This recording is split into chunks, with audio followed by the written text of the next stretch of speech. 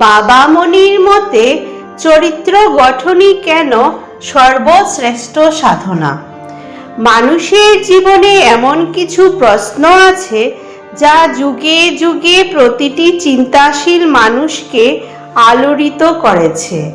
মানুষের প্রকৃত মহত্ব কোথায়? বিদ্যায়, সম্পদে, খ্যাতিতে, নাকি অন্য কোথাও?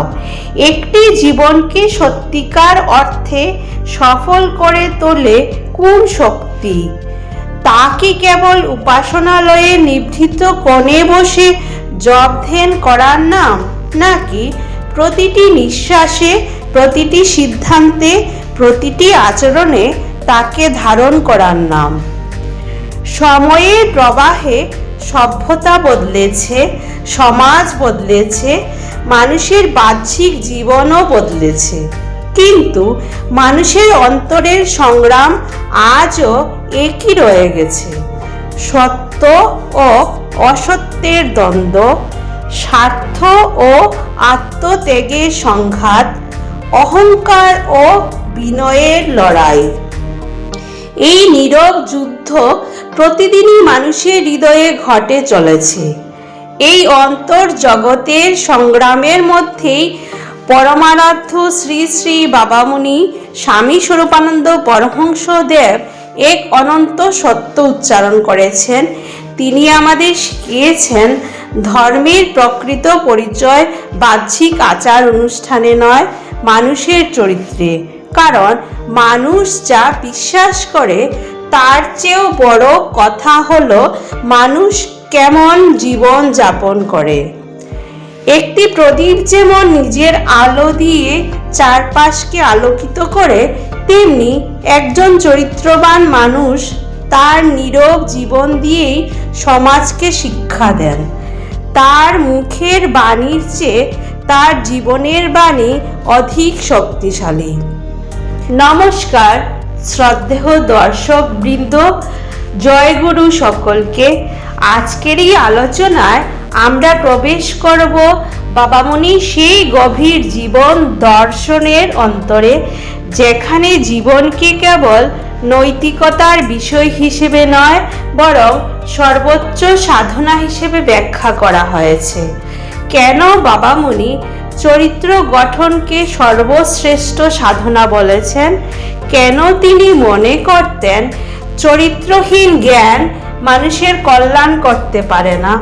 কেন সত্য, সংযম, পবিত্রতা ও সেবার ভিতের উপরই গড়ে ওঠে একজন প্রকৃত সাধকের জীবন? মানব জীবনের ইতিহাসে এমন বহু সাধক, মহাপুরুষ ও ঋষি এসেছেন যারা মানুষকে মুক্তির পথ দেখিয়েছেন। কেউ জ্ঞানের উপর গুরুত্ব দিয়েছেন, কেউ ভক্তির উপর, কেউ যোগের উপর, আবার কেউ কর্মের উপর। কিন্তু এমন কিছু মহাপুরুষ আছেন যারা এই সমস্ত সাধনার অন্তর্নিহিত ভিত্তিকে এক শব্দে প্রকাশ করেছেন, যার নাম চরিত্র। পরমারাধ্য বাবামণি শ্রী শ্রী স্বামী স্বরূপানন্দ পরমহংসদেব তাদেরই একজন। তার কাছে সাধনা মানে কেবল নির্জনে বসে ধ্যান করা নয়, কেবল জপমালা হাতে নাম গণনা নয়, কেবল শাস্ত্র মুখস্থ করাও নয়। তার কাছে প্রকৃত সাধনা শুরু হয় তখন যখন মানুষের অন্তর সত্যের প্রতি অবিচল হয়, যখন জীবন পবিত্রতার পথে অগ্রসর হয়, যখন কথায়, আচরণে ও চিন্তায় এক অখণ্ড সত্যতা ফুটে ওঠে। এই কারণেই বাবামণির জীবন দর্শনে চরিত্র গঠনই সর্বশ্রেষ্ঠ সাধনা। কিন্তু প্রশ্ন হলো, কেন চরিত্রকে তিনি এত উচ্চ আসনে প্রতিষ্ঠা করলেন? এই প্রশ্নের উত্তর খুঁজতে গেলে আমাদের প্রথমেই একটি ভুল ধারণা ভাঙতে হবে। আজকের সমাজে আমরা প্রায়ই সফল মানুষকে বড় বলে মনে করি। যার অর্থ আছে, যশ আছে, ক্ষমতা আছে, তাকেই আমরা শ্রেষ্ঠ বলে ভাবি। কিন্তু ইতিহাস আমাদের অন্য কথা বলে। ধন মানুষের হাতে থাকতে পারে, আবার একদিন হারিয়েও যেতে পারে। ক্ষমতা আজ আছে, কাল নাও থাকতে পারে। খ্যাতি মানুষের প্রশংসায় তৈরি হয়, আবার মানুষের বিস্মৃতিতেই হারিয়ে যায়।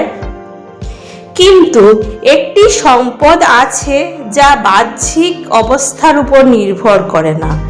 সেই সম্পদের নাম চরিত্র। চরিত্র এমন এক নীরব শক্তি যা মানুষের উপস্থিতির আগেই তার পরিচয় বহন করে এবং মানুষ চলে যাওয়ার পরেও তার স্মৃতিকে জীবন্ত রাখে।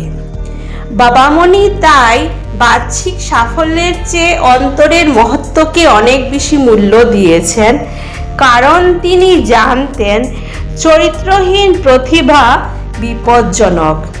চরিত্রহীন জ্ঞান অহংকার সৃষ্টি করে, চরিত্রহীন শক্তি অত্যাচারে পরিণত হয়, চরিত্রহীন ভক্তি ভণ্ডামিতে রূপ নেয়, আর চরিত্রহীন ধর্ম কেবল বাহ্যিক আচার হয়ে থাকে। সেখানে ঈশ্বরের স্পর্শ থাকে না। এই কারণেই বাবামণির কাছে চরিত্র ছিল ধর্মের প্রাণ। একটি বিশাল মন্দির নির্মাণ করতে হলে প্রথমে কি তৈরি করা হয়? ভিত। যদি ভিত দুর্বল হয় তবে যত সুন্দরী গম্বুজ হোক, যত মূল্যবানই অলঙ্করণ হোক, একদিন সব কিছু ভেঙে পড়বে। মানুষের জীবনও ঠিক তেমনই। জ্ঞান সেই মন্দিরের অলঙ্কার, ভক্তি তার সুগন্ধ, সেবা তার সৌন্দর্য, কিন্তু চরিত্র সেই মন্দিরের ভিত্তি। ভিত না থাকলে কোনো সৌন্দর্যই স্থায়ী হয় না। বাবামণির শিক্ষা আমাদের এই মৌলিক সত্যটি স্মরণ করিয়ে দেয়। আজ পৃথিবী জ্ঞানী মানুষের অভাবে ভুগছে না। আজ পৃথিবী প্রযুক্তির অভাবেও ভুগছে না। আজ পৃথিবী ধন সম্পদের অভাবে ভুগছে না। তবুও কেন মানুষ অশান্ত? কেন সমাজে অবিশ্বাস বাড়ছে? কেন সম্পর্ক ভেঙে যাচ্ছে? কেন শিক্ষিত মানুষও কখনো কখনো অন্যায়ের পথে চলে যাচ্ছে? কারণ আমরা শিক্ষা অর্জন করেছি, কিন্তু চরিত্র গঠনের সাধনা ভুলে গেছি। বাবামণি তাই যেন যুগের উদ্দেশ্যে আহ্বান জানিয়ে বলেন, প্রথমে মানুষ হও, তারপর জ্ঞানী হও। এই মানুষ হওয়ার মধ্যেই লুকিয়ে আছে তার সমগ্র সাধনা দর্শন। তিনি আমাদের শিখিয়েছেন চরিত্র কেবল নৈতিকতার বিষয় নয়, এটি ঈশ্বরের দিকে অগ্রসর হওয়ার প্রথম সোপান। যে মানুষ সত্যকে ভালোবাসে সে ধীরে ধীরে ভগবানের কাছেও পৌঁছে যায়। যে মানুষ নিজের লোভকে জয় করতে পারে সে নিজের মনকেও জয় করতে শেখে। যে মানুষ নিজের বাক্যকে পবিত্র রাখে তার প্রার্থনাও একদিন পবিত্র হয়ে ওঠে। এই কারণেই চরিত্র গঠন কেবল সামাজিক প্রয়োজন নয়, এটি আধ্যাত্মিক অপরিহার্যতা।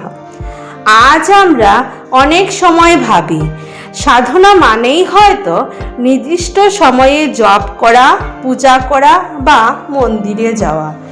এসব অবশ্যই মূল্যবান, কিন্তু যদি সেই সাধনার পরেও আমাদের ভাষায় কঠোরতা থাকে, আচরণে অসত্য থাকে, মনে অহংকার থাকে, তবে সেই সাধনা এখনো অসম্পূর্ণ। বাবামণি আমাদের স্মরণ করিয়ে দেন, সাধনার সাফল্য মালার দানায় নয়, চরিত্রের পরিবর্তনে প্রকাশ পায়।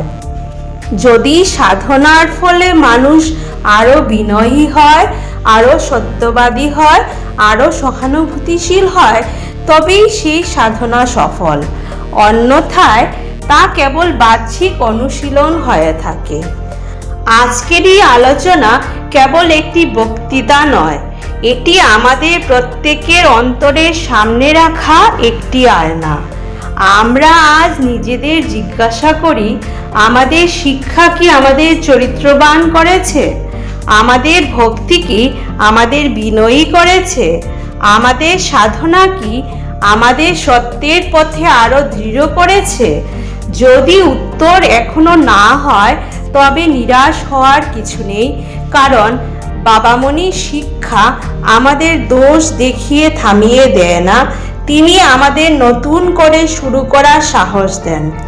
চরিত্র একদিনে গড়ে ওঠে না, এটি প্রতিদিনের সত্য ভাষণ, প্রতিদিনের আত্মসংযম, প্রতিদিনের সৎকর্ম এবং প্রতিদিনের আত্মসমালোচনার মধ্য দিয়ে ধীরে ধীরে নির্মিত হয়। আর সেই কারণেই চরিত্র গঠনই সর্বশ্রেষ্ঠ সাধনা। বাবামণির এই শিক্ষা কোনো দিনের শেষে শেষ হয়ে যায় না, এটি প্রতিদিনের জীবনে নতুন করে শুরু হয়। আমরা হয়তো অনেক কিছু অর্জন করতে পারি, জ্ঞান, সম্পদ, সম্মান, সাফল্য, কিন্তু যদি চরিত্রের ভিত দুর্বল হয় তবে সেই সমস্ত অর্জন একদিন সময়ের স্রোতে হারিয়ে যেতে পারে। অথচ একটি নির্মল চরিত্র, একটি সত্যনিষ্ঠ জীবন, একটি বিনয়ী হৃদয়, এসব কখনো বৃথা যায় না। এগুলোই মানুষের প্রকৃত পরিচয়, এগুলোই মানুষের স্থায়ী সম্পদ। বাবামণির শিক্ষা আমাদের মনে করিয়ে দেয়, সাধনার প্রথম ধাপ ঈশ্বরকে খোঁজা নয়, নিজেকে সত্যের উপযুক্ত করে তোলা। কারণ যখন মানুষের অন্তর পবিত্র হয়, চরিত্র দৃঢ় হয় এবং জীবন সত্যের পথে প্রতিষ্ঠিত হয়, তখন ঈশ্বরের করুণা নিজেই সেই হৃদয়ে স্থান করে নেয়। ওম শান্তি, ওম শান্তি, ওম শান্তি।